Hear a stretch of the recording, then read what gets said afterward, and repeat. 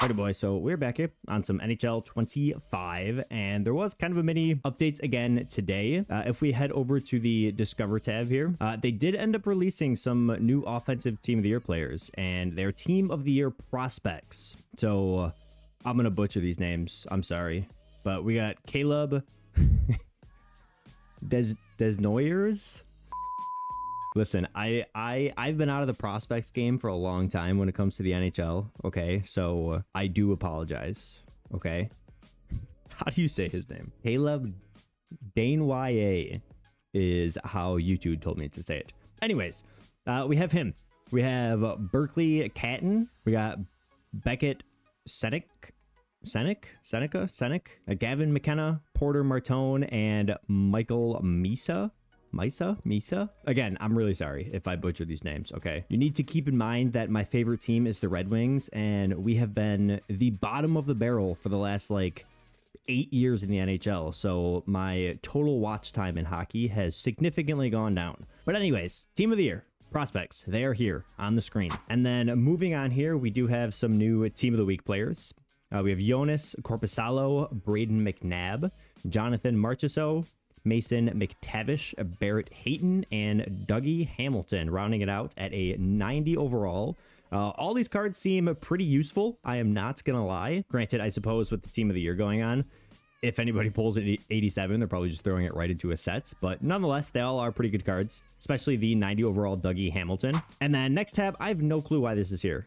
Why are there Frozen Forces cards? I don't know if this is like a bug or if these are actually supposed to be here, but the Frozen Forces event has been over for a long time now. So yeah, kind of interesting there. And then we do have a new Hut Champs card as well in Mark Stone.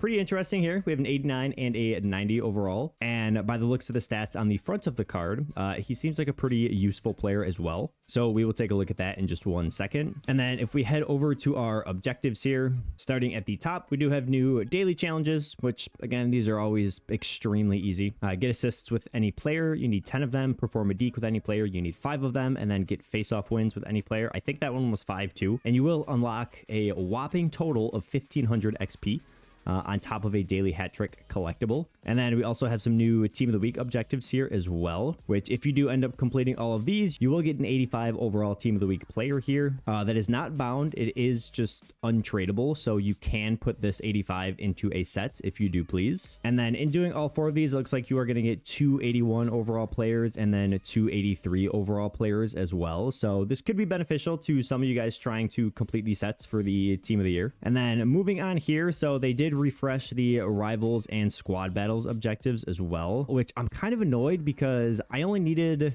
a couple more rivals wins to get the competitive premium pack, and I thought I was going to be able to finish it. When I first logged on, it said I had 6 or 7 hours or something to finish completing it, and then I ended up doing a Hut Moments and I came back and it was gone, and now I can't do it. So that's kind of annoying. But if I scooch my face cam out of the way here for 1 second, there's also another Hut Moments objectives here that you can complete. And essentially this was just complete 20 Hut Moments, which I will show you guys how to do this one really, really fast in just a second. But completing the Hut Moments objectives here will get you, I think it was 4,000 XP towards the XP path. So could be very beneficial to some of you guys out there. And then speaking of Hut Moments, if we come over to them here, there are 6 new Team of the Week Hut Moments here, which I already completed all 6 of them. Again, these are really, really easy.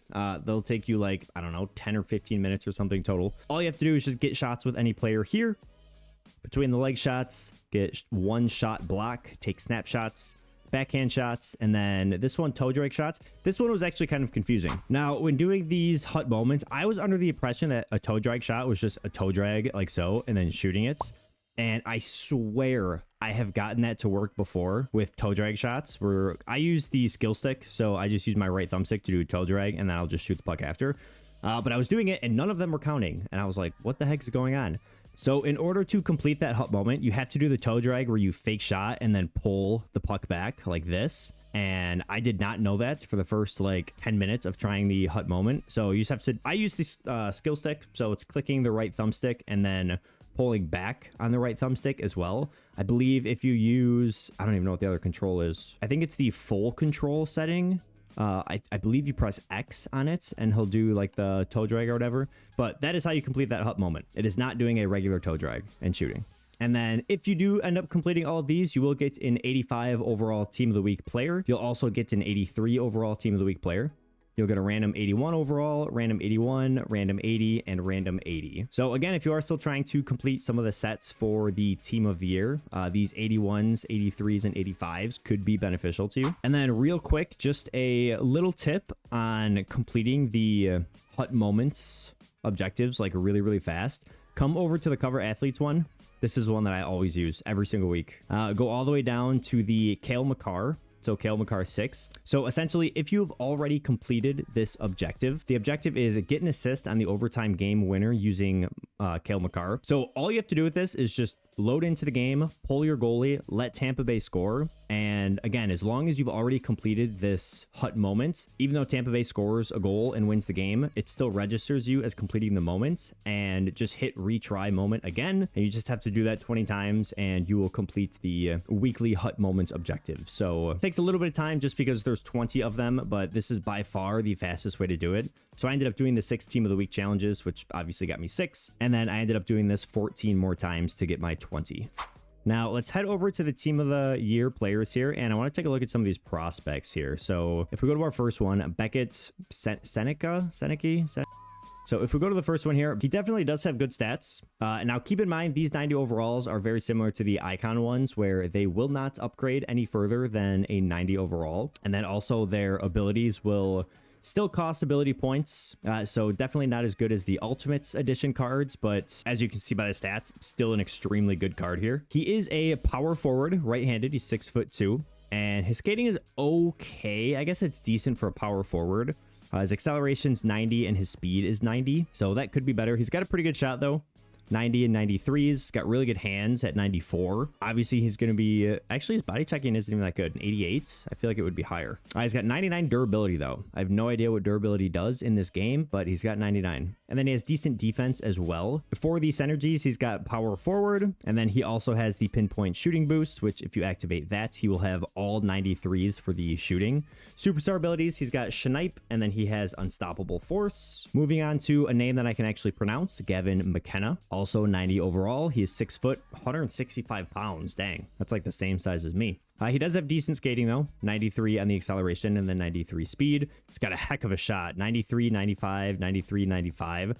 Really good hands as well. 96 deking. Obviously, the body checking is going to be quite low when you're 165 pounds, but he also has 99 durability. And then his okay defense as well. He's got 85 face-offs for a left wing. That's kind of interesting.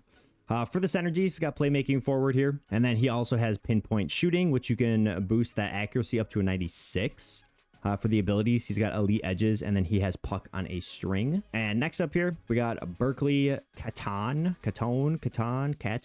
Again, also 90 overall. He is a center playmaker. Same thing, pretty good skating, 92 acceleration and 92 speed. It's got a really decent shot as well, all above 90.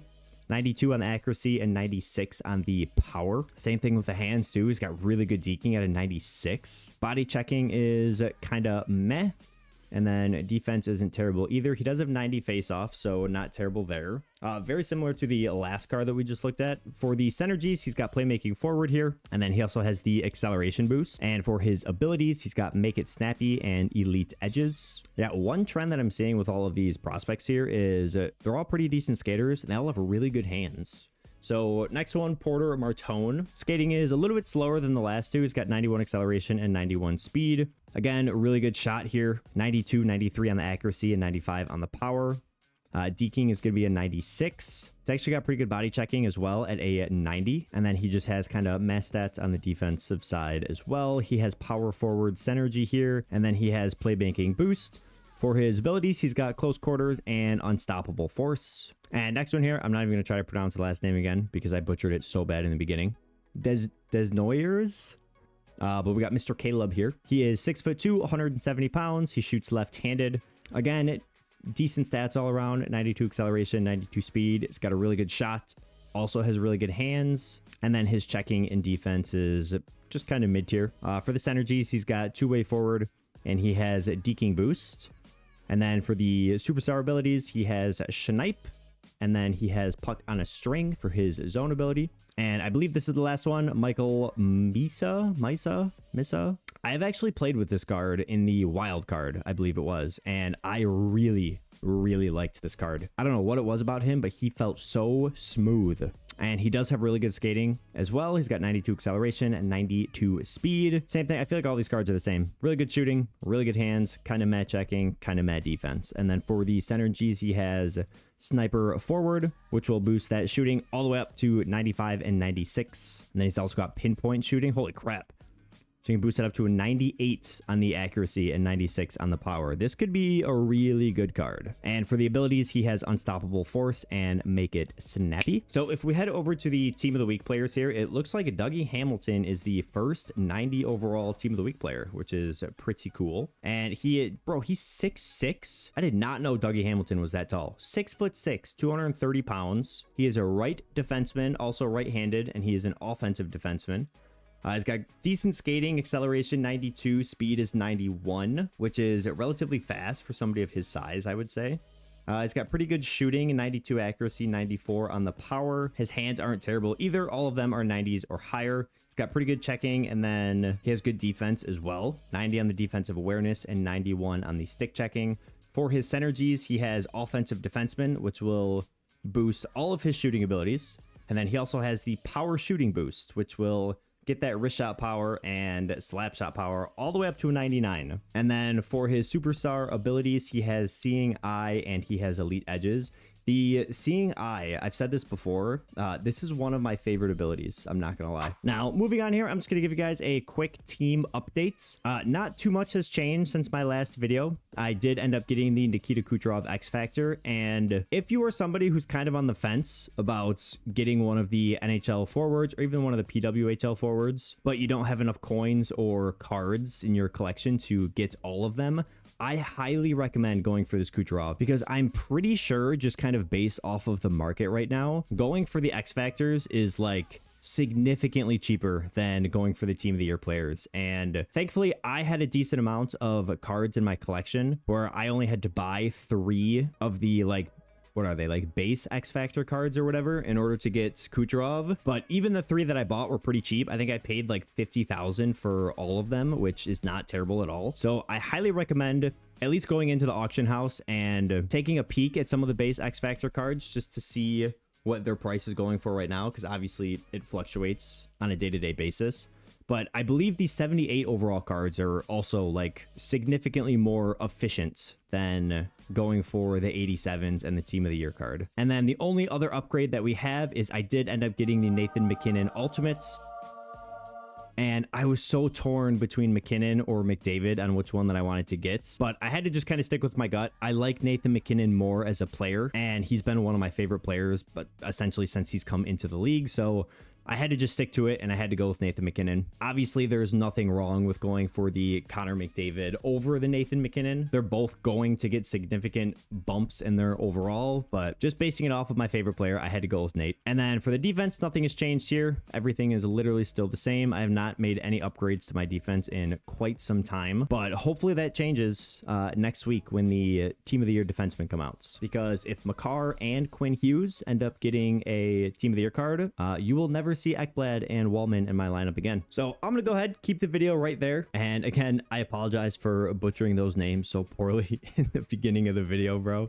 I don't know any prospects right now, okay? But yeah, I'm curious what you guys think of some of the new cards. Are you guys gonna go for any of the Team of the Year prospect cards? To be honest with you guys, I feel like the addition, the more Team of the Year players we have, well, maybe not the more that we have. To be honest with you guys, I really do like the addition of like the prospect Team of the Year cards. And even though the icon players aren't my favorite players in the world, I do think adding the Team of the Year icons was a good addition as well. But at the same time, I just feel like so many people are so focused on getting the NHL players. I really wonder like how many people will even be spending coins to buy some of the new Team of the Years out of the auction house. But I do want to know in the comments down below if you guys are looking to get any of them. So with that said, I appreciate you guys for watching, and I will catch you guys in the next one. Thanks.